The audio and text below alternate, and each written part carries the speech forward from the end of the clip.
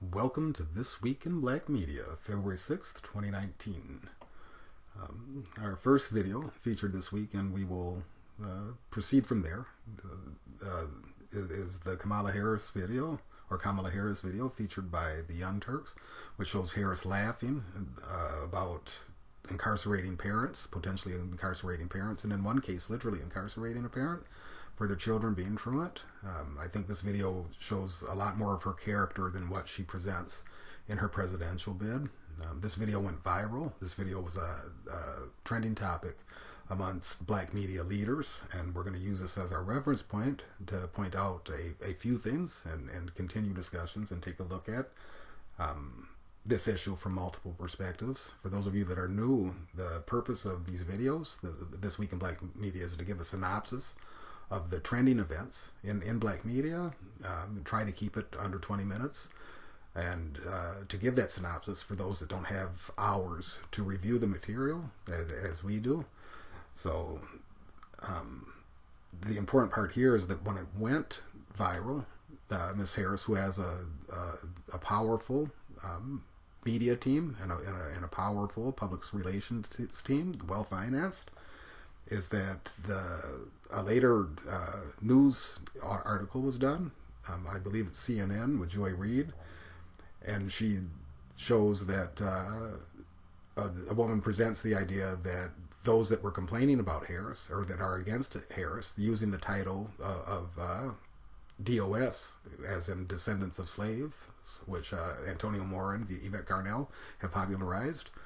And we'll go into those videos next. But basically, it was discrediting the counter narration of Harris's character.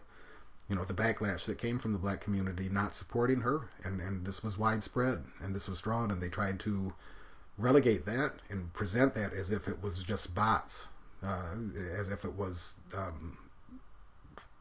robot posts.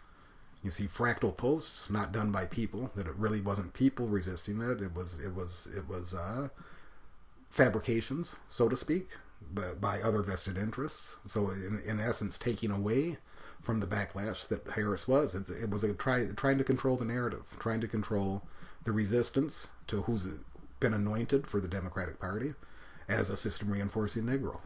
I challenge, which that we come to find that Barack Obama in many ways was too, which you will not hear me complain about Barack, and I still won't talk badly of him because of the importance of what his representation was psychologically to black children, period.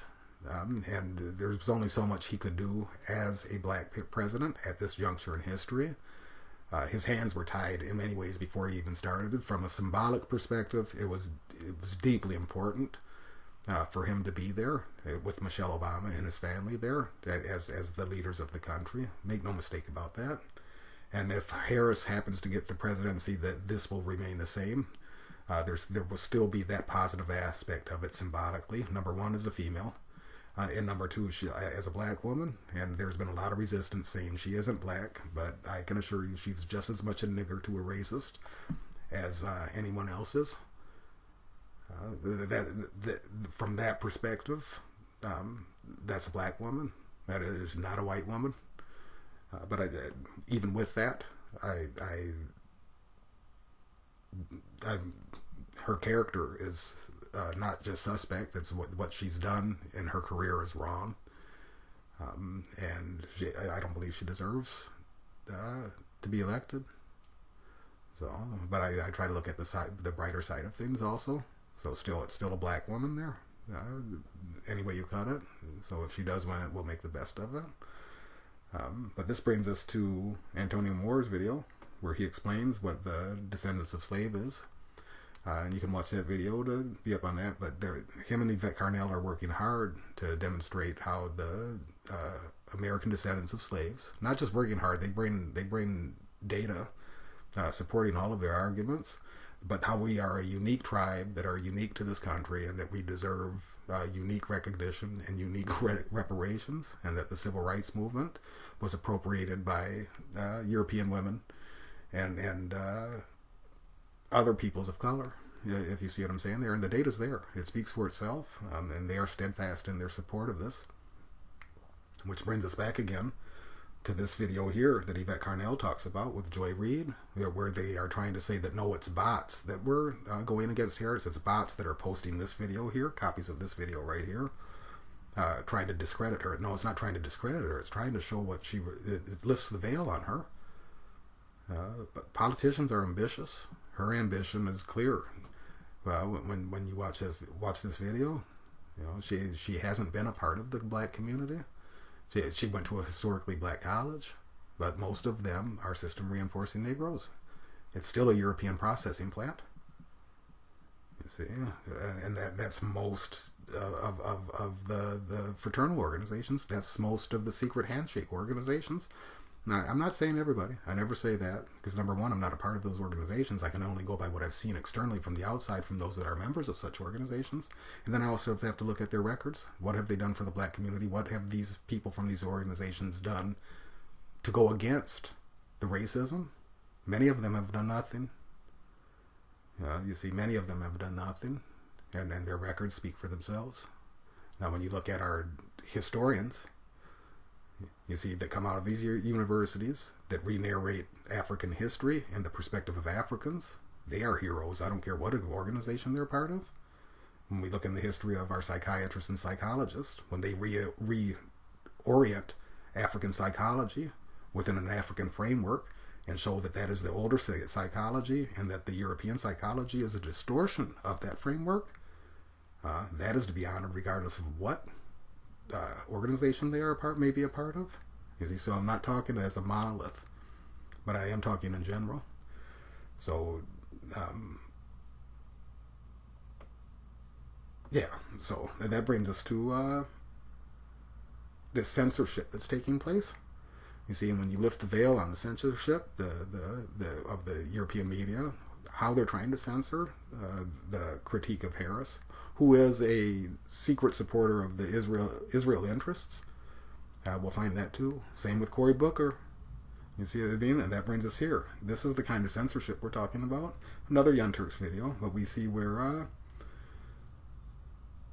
Zeldin, Zionist Lee Zeldin, attacked Ilhan Omar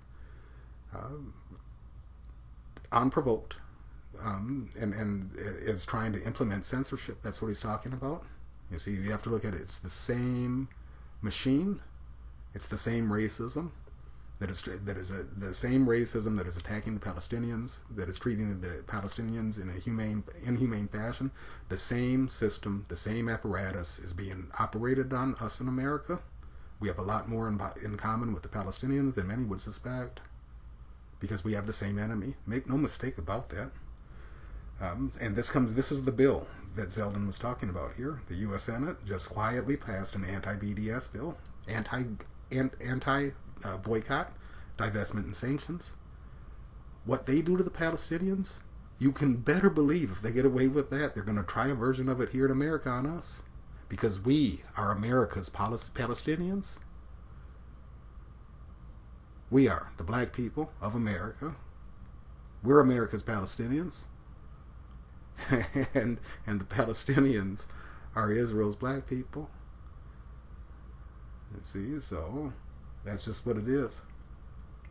Now, further analysis shows that the same apparatus is being used right now to withhold to try to do an overthrow, a coup of the Venezuelan government. And this is being done, the sanctions are being done by the Bank of England. They're holding their money. They're holding Venezuela's money against their will. Research on the Bank of England shows that it's part of the same apparatus. So they're trying to control the narrative. And this BDS bill, I can guarantee you, though, the noose will tighten if they are allowed to pass that. See, you have to lift the veil back. You have to see further and deeper. And it's there. I'm not speculating here. I have the data. I've shown the data in a broad spectrum, and we'll get more detailed as we proceed. So this brings us to the importance of having our own media and how powerful our own media not only can be, but how it is. It's emerging. It's taking place. And this brings us to Phil Advice Show video right here, where the woman Bunny, I forget her last name, but she had witnessed the shooting of the black man. I believe it was by the police officer. And she refused to talk to the European media, but she would talk to Phil at Advice Show. You see? And the European media, basically, was wondering, well, why won't you talk to us? And she told them flatly, it's because I don't trust you. So what this video here shows is the right to ignore.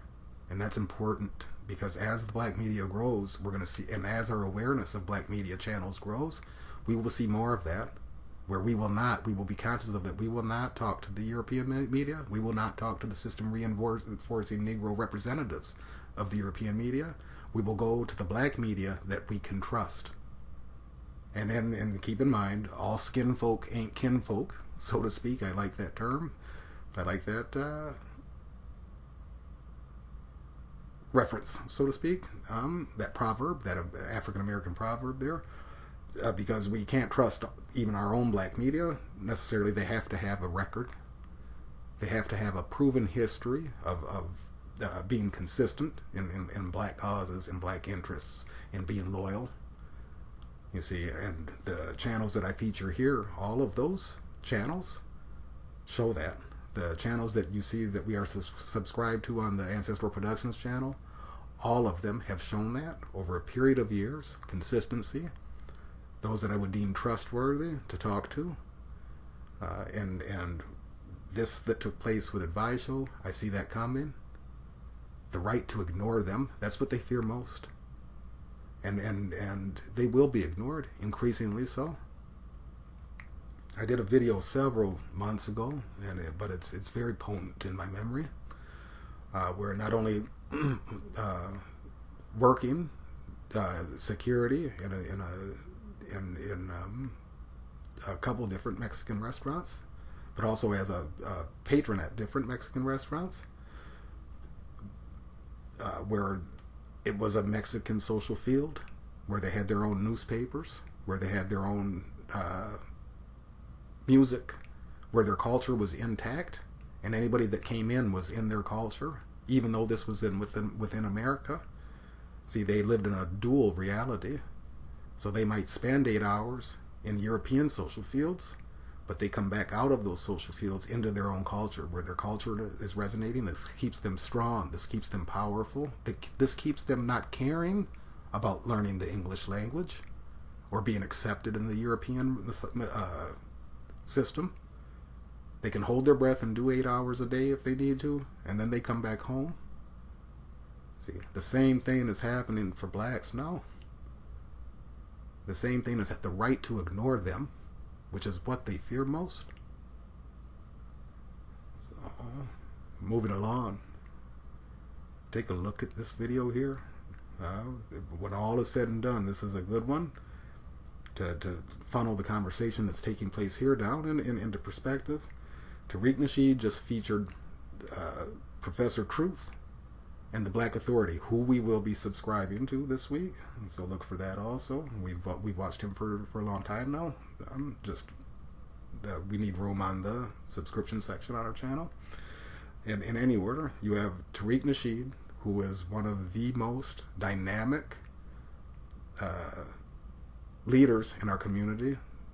He produces the films to keep our ancestral memory going.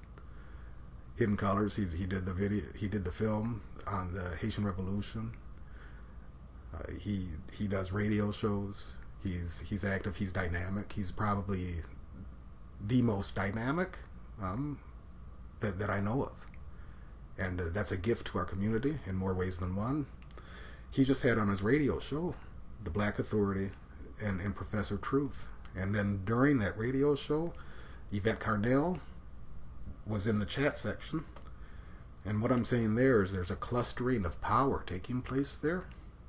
And regardless of whatever former beefs, or regardless of whatever contentions might be or disagreements, the underlying dedication is what shines through.